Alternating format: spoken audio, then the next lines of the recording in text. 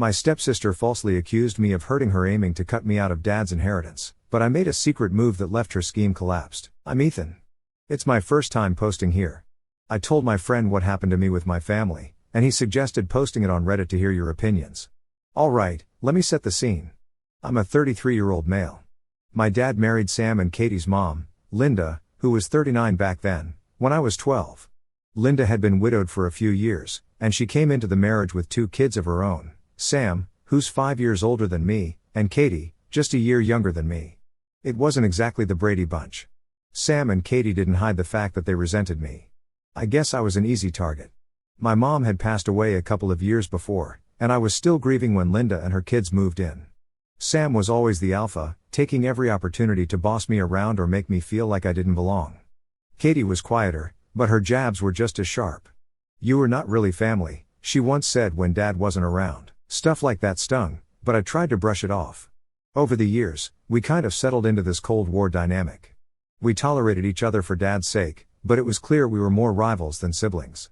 When Linda passed away a few years ago, she was 54, I thought maybe things would change.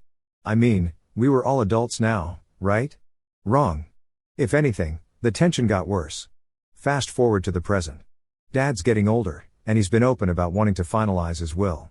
He's always been upfront about his plans, splitting things fairly between the 3 of us. His logic was simple: we're all his kids now, and he wanted to treat us equally. I thought that was fair. Sam and Katie? Not so much. Sam's always had this entitlement thing going on. He's the oldest, so he acts like he should be Dad's right-hand man. Katie, meanwhile, plays the innocent, supportive daughter when Dad's around, but behind his back, she's just as calculating as Sam. I knew they weren't thrilled about the will, but I didn't realize how far they'd go to tip the scales in their favor. Which brings us to that fateful family dinner. It was supposed to be a nice evening, just the 4 of us catching up and enjoying Dad's famous lasagna.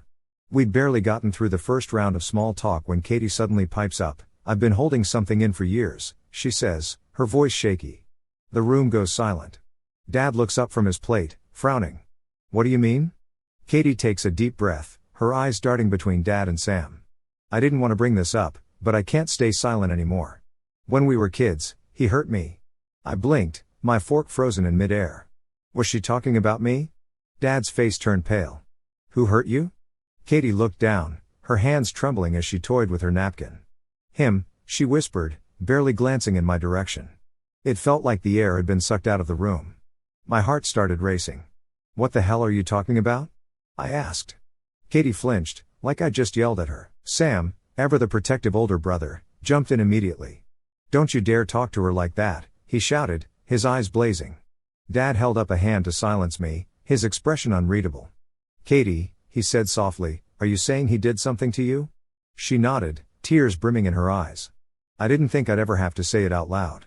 I thought I could just move on, but now that we're talking about the will, I realized I can't let him benefit after he molested me. And just like that, the room tilted on its axis. "This is insane," I said, my voice shaking with anger. "You were making this up." Katie burst into full-on sobs, and Sam put an arm around her shoulders. "You see how defensive he's getting, Dad? That's guilt. That's what guilt looks like." "No, this is what being falsely accused looks like," I shot back. "This is ridiculous, Katie. You know that never happened." Dad looked torn, his eyes flicking between me and Katie. "Sam," he said finally, "what do you think?" Sam sighed, playing the concerned older brother to perfection. "I believe Katie. Why would she lie about something like this? It's not like she gains anything by speaking up." "Oh, but she did. They both did. This wasn't about justice or closure. This was about something else. I thought it might be about the will." Katie and Sam had always resented me, and now they had the perfect excuse to cut me out completely. But I wasn't sure what their motive was or where the hell the molesting accusation came from. "Dad, you can't seriously be considering this," I said, desperate to get through to him. "I don't know what to think," he admitted, his voice heavy with emotion. "This is a lot to process." Katie sniffled, wiping her tears with her napkin. "I didn't want to ruin dinner. I needed to say it." Sam nodded solemnly. "We understand, Katie. You're so brave for speaking up." "Brave? Are you kidding me?" I looked around the table, feeling like I was in the Twilight Zone. This wasn't just an accusation, it was a calculated move, and I was their target. After Katie's meltdown at dinner, the whole family dynamic went straight into freefall. I'd wake up every morning feeling like I was walking into a courtroom where the jury was still deliberating, and the stakes were my entire future. The worst part? The prosecution was Katie and Sam, tag teaming their way to Dad's heart and wallet. The next surprise came on a random Tuesday. I'd just gotten home from a long day, hoping to grab some leftovers and crash, when I noticed an envelope on the kitchen counter. It stood out immediately, too formal looking for the usual bills or junk mail, and my name was written on it in Sam's annoyingly precise handwriting. I should have left it alone, something about it screamed trouble. I tore it open, expecting another passive-aggressive note or some twisted ultimatum. What I found instead was a formal notice of intent to sue. I scanned the pages, my eyes catching words like emotional distress and intentional harm. It wasn't just vague, it was designed to ruin me without actually saying much. And then I saw the worst, the demand for damages. They wanted money, of course, but this wasn't just about cash. It was about dragging my name through the mud and making me look like a monster. I sat down at the table, the paper shaking in my hands. A million thoughts raced through my mind, most of them variations of "Are you kidding me?"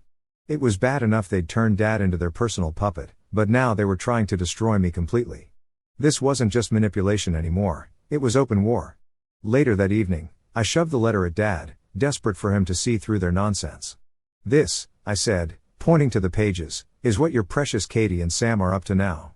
He picked up the letter, squinting at the legal jargon, his face drawn and tired. When he finally set it down, his response made my stomach drop. "This is a family matter," he said quietly, like he was trying to convince himself as much as me. "We shouldn't let it get this far." "They are the ones taking it this far, Dad," I said, my voice cracking as I slammed my hand on the table. "And you're just standing there, letting them destroy me." He rubbed his temples, looking older than I'd ever seen him. "I'll talk to them," he said. But he wouldn't. He never did.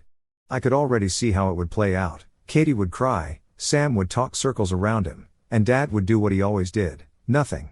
I was on my own, and I knew it. The worst part wasn't the lawsuit itself, though that was bad enough.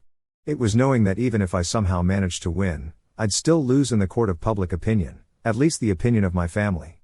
Katie and Sam had already painted me as the villain, and this was just their final brushstroke. But if they thought this would break me, they were wrong. They might have fired the first shot, but they'd just given me a reason to fight back.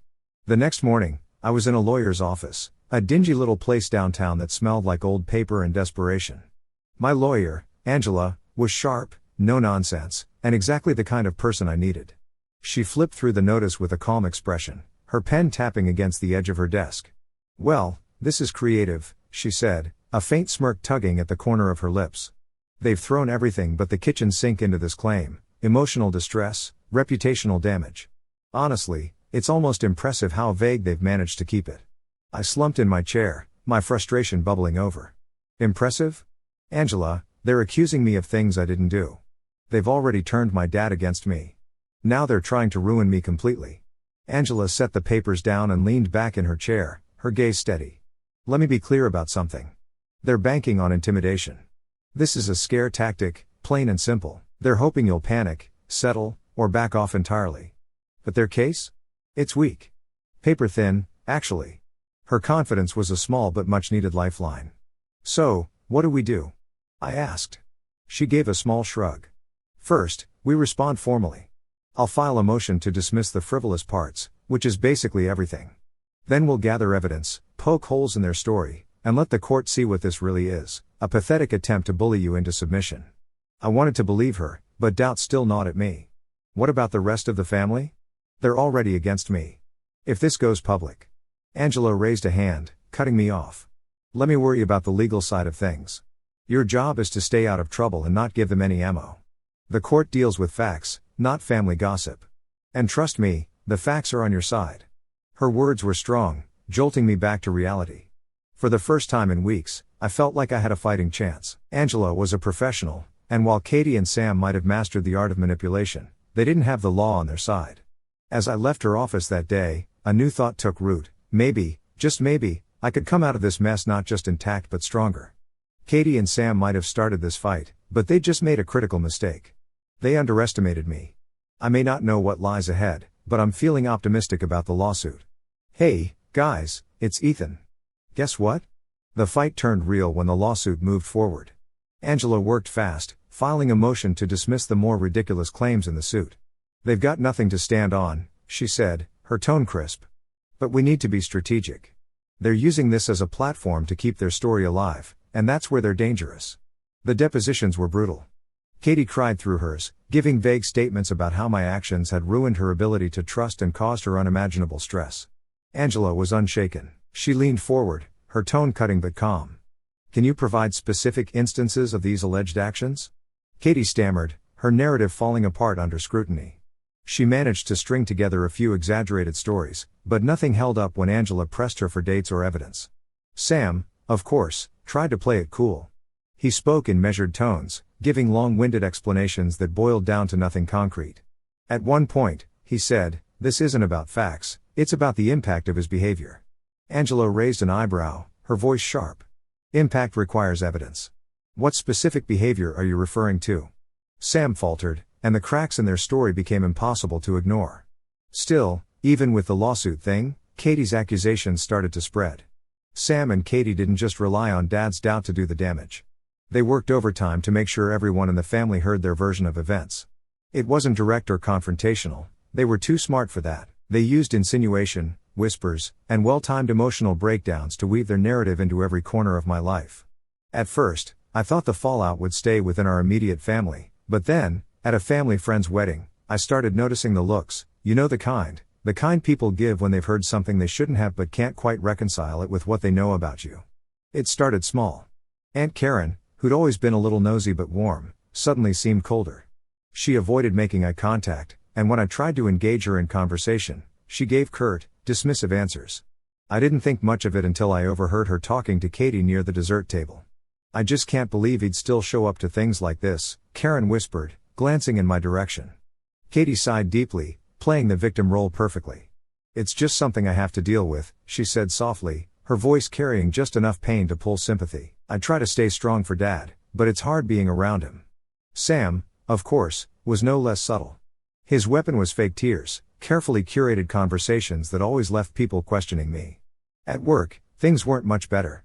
Word travels fast in families, and it's amazing how little it takes for whispers to seep into other parts of your life. A coworker I'd been friendly with for years suddenly started canceling our lunch plans, and I caught another one glancing at me warily during a meeting. It wasn't just the looks, though. My world started to shrink. Invitations to family dinners stopped coming. Friends who'd been constant suddenly seemed busy every time I reached out. Even strangers seemed to sense the tension, like it was radiating off me. The worst part? I couldn't do anything about it. How do you defend yourself against something as vague and insidious as an accusation that's never fully stated? Sam and Katie had orchestrated this perfectly, staying just on the edge of outright defamation but doing enough damage to make me question my place in the world. One afternoon, I ran into an old friend from high school at a coffee shop. Mike had always been straightforward, no nonsense, no beating around the bush. He greeted me with a warm smile, but as we talked, his tone shifted.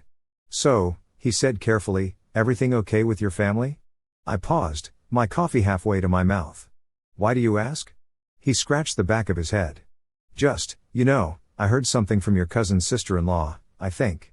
"I don't know, man," it sounded heavy. Even here, in this random interaction, the shadow of Sam and Katie's whispers was following me. "What did you hear?" I asked, my voice low. Mike hesitated, then shrugged. "Something about you and Katie not getting along." "Look, I don't want to spread gossip. I figured if it was important, you'd tell me." "It's not true," I said firmly, my voice steady despite the storm raging inside me. "Whatever you've heard, it's not true." Mike nodded, but I could tell he wasn't entirely convinced, and that killed me. I was losing ground, and fast. Sam's influence wasn't just about turning Dad against me anymore, it was about isolating me completely. Every interaction felt like a test, every glance like a judgment. And the worst part was, I knew Sam and Katie were just getting started.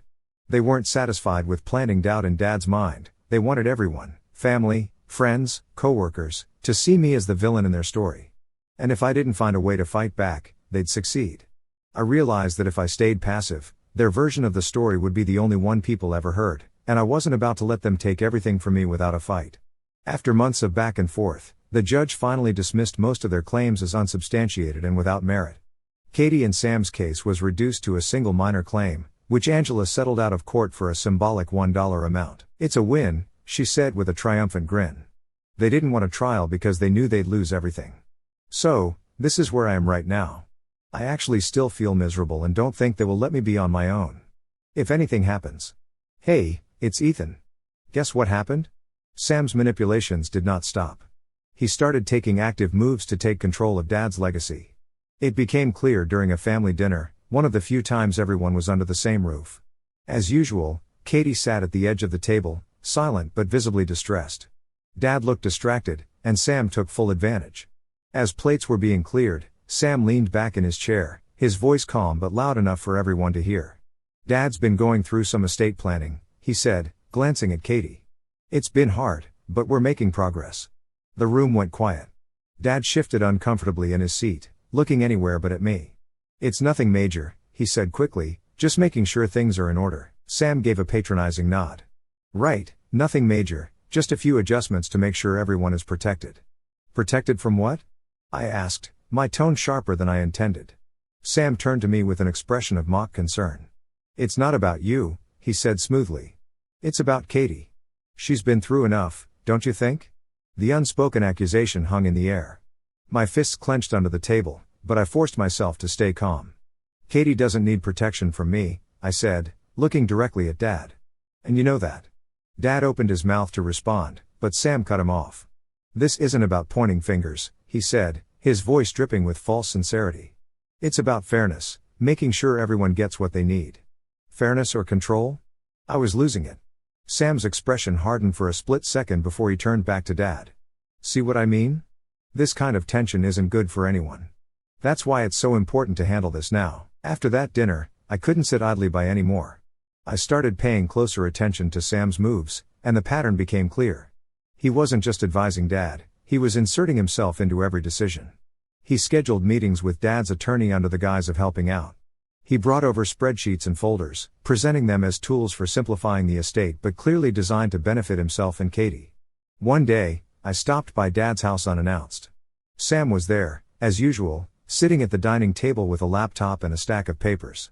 Dad sat across from him, looking exhausted. What's going on here?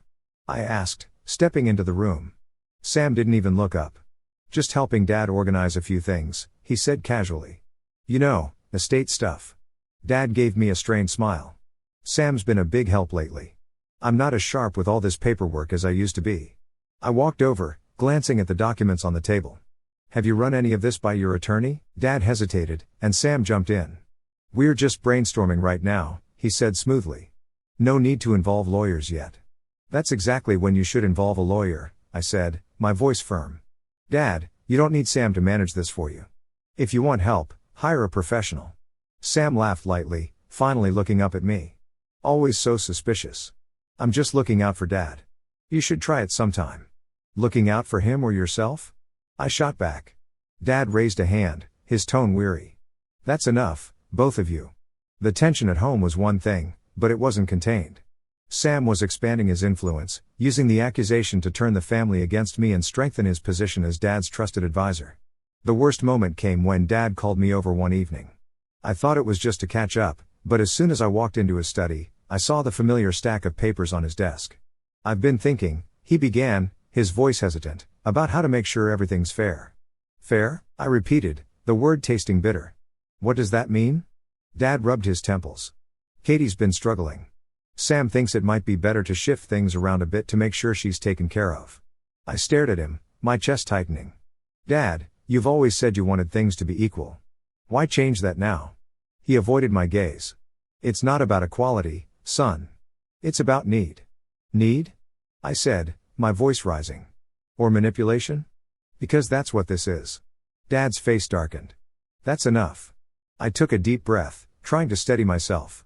I'm not trying to attack you, Dad. I just want you to see what's happening. He shook his head, his tone final. I've made my decision. That night, I realized I couldn't rely on Dad to see through Sam's schemes on his own. Sam was too good at playing the dutiful son while subtly painting me as the antagonist. If I was going to stop him, I needed to find proof, something concrete to expose his true motives. I wasn't going to let him take everything without a fight. The turning point came when I found undeniable inconsistencies in Katie's timeline. It started with an old family calendar I stumbled upon in Dad's attic. Each summer, our activities were meticulously logged, trips, camps, weekends at the lake house. Katie's claim had centered on a specific summer at the lake house, but the calendar made it clear I hadn't been there. That was the summer I'd spent recovering from appendix surgery, stuck at home with Aunt Louise. This was the proof I needed. For weeks, I'd been on the defensive, but now I had something concrete to push back with. The next family gathering was tense, as usual. Dad sat at the head of the table, looking older than ever, while Sam held court, steering every conversation back to Katie's supposed strength and resilience. Katie sat quietly, her usual teary performance in full effect. I let them have their moment. Then, as the plates were being cleared, I stood up. "There's something we need to address," I said, my voice steady but loud enough to command the room's attention. All eyes turned to me. Sam leaned back in his chair, a smug smile on his face. "This isn't the time, little brother," he said, his tone dripping with condescension. "It's exactly the time," I shot back. "I've spent weeks listening to you spread lies about me, and I'm done staying silent." Dad frowned. "What are you talking about?" I turned to Katie. "You claimed that something happened between us during that summer at the lake house, but here's the thing, you know as well as I do that I wasn't even there." Her face went pale, and for a moment, I saw panic flicker in her eyes. "That's ridiculous," Sam interjected.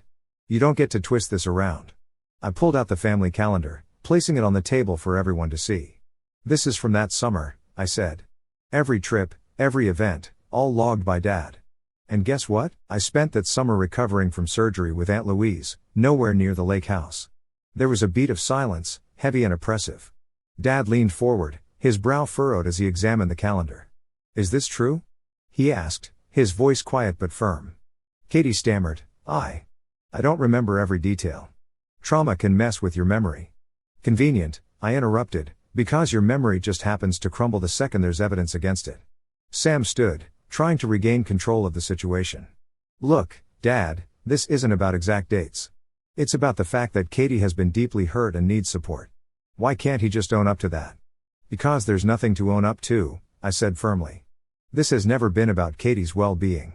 It's been about you and her manipulating Dad to get what you want." Sam's face darkened, his usual smugness replaced by something colder. "You think you're so clever, don't you, trying to turn this around like we're the bad guys?" "You are the bad guys," I said, my voice rising. "You've been playing on Dad's emotions, twisting the truth, and using lies to push me out of the family." But it stops here. For the first time, the family didn't immediately jump to Katie's defense. Instead, they looked to Dad, who was staring at the calendar in silence. Finally, he looked up, his expression a mix of confusion and anger. "Katie, why didn't you mention this before? If the timeline doesn't match, how am I supposed to believe the rest of your story?" Katie's tears came then, but they felt more desperate than genuine. "Dad, I didn't mean to. I don't know what to say." Sam stepped in, his voice low and controlled. "She doesn't have to explain herself to him. We're trying to protect her, not put her on trial." "No one's on trial," Dad said, his tone sharper than I'd heard in months. "But if what he's saying is true, then I need to reevaluate everything. I can't just ignore this."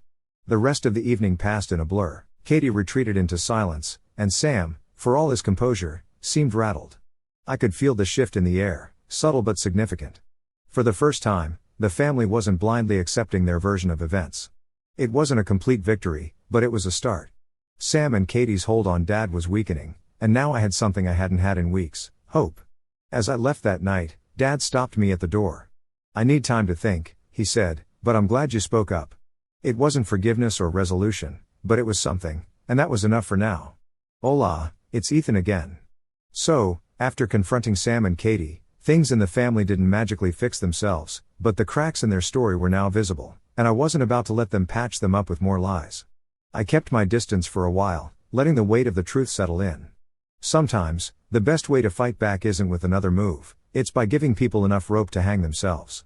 The unraveling began sooner than I expected. Katie, who had always relied on the fragility of her victim persona, started slipping. The more people questioned her story, the more inconsistencies came to light. At a family gathering a few weeks later, she made the mistake of elaborating. It wasn't just the lake house, she told Aunt Louise in a hushed tone that wasn't as hushed as she thought. There were other times too. I just haven't had the strength to talk about them.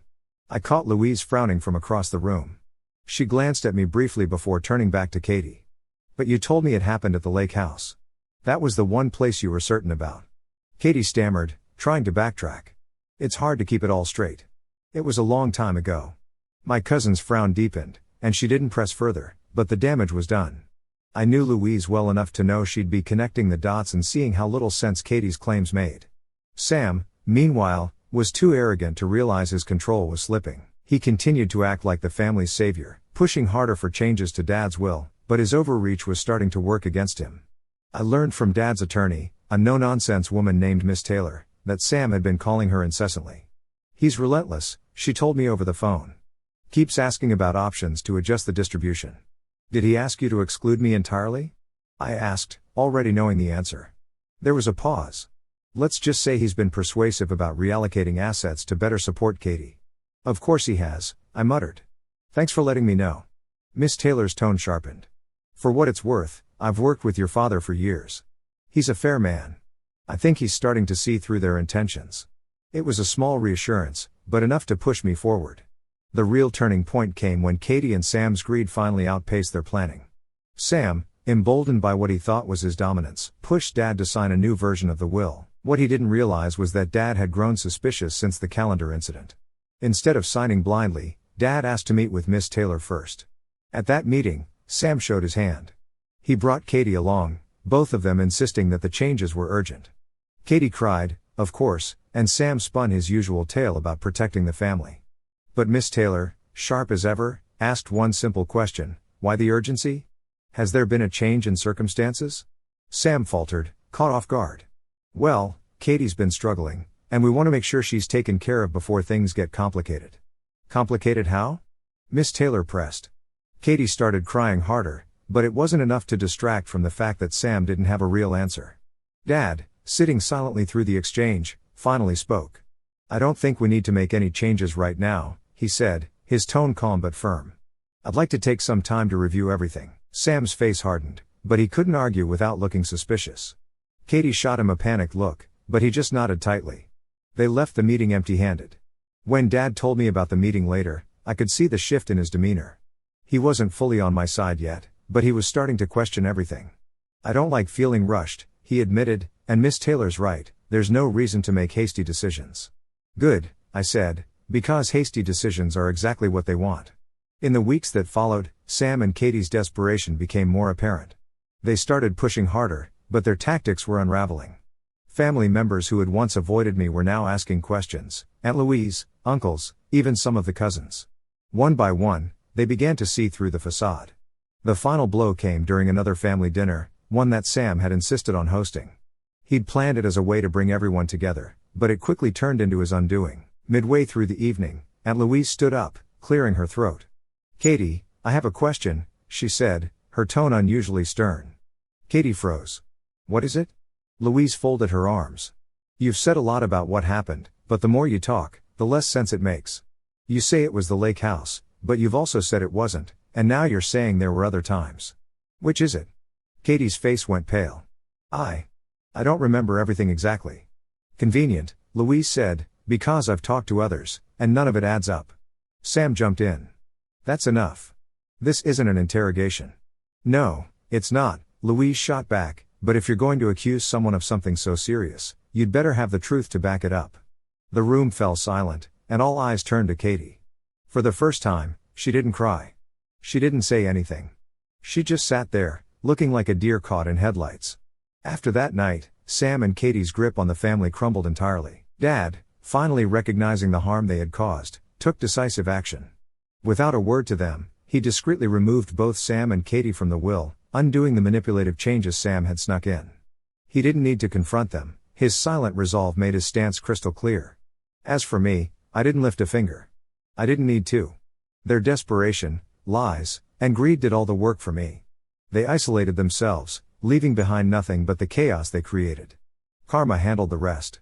In the end, I walked away with my integrity intact and my family finally beginning to rebuild trust in me. The inheritance? That was irrelevant. What mattered was that the truth was out, and Sam and Katie had no one to blame but themselves.